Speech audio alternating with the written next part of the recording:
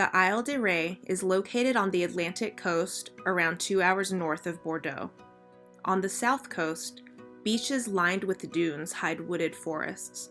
To the north, fishing harbors and oyster farming are big business.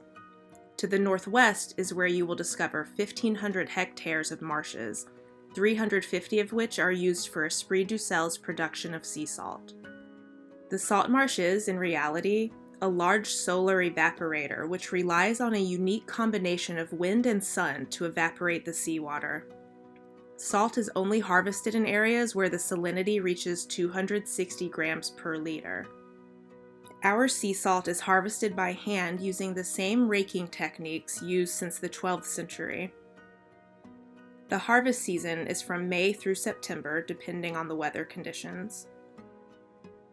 The two types of sea salt harvested simultaneously in any given year are fleur de sel and sel gris, or gray sea salt.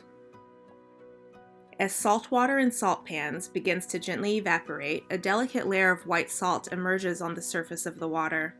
This is the iconic and popular fleur de sel. The salt is collected by hand and dried on a special table in direct sunlight. Fleur de sel crystals have a high mineral and moisture content and a light floral scent.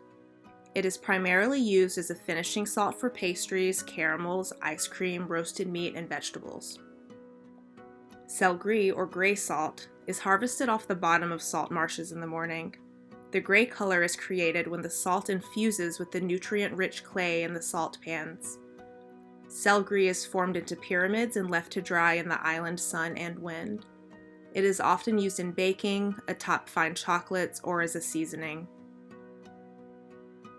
With every jar and pail of salt that is purchased from Esprit du Sel, a percentage of proceeds go directly into an investment fund used to help rehabilitate salt marshes and train new harvesters.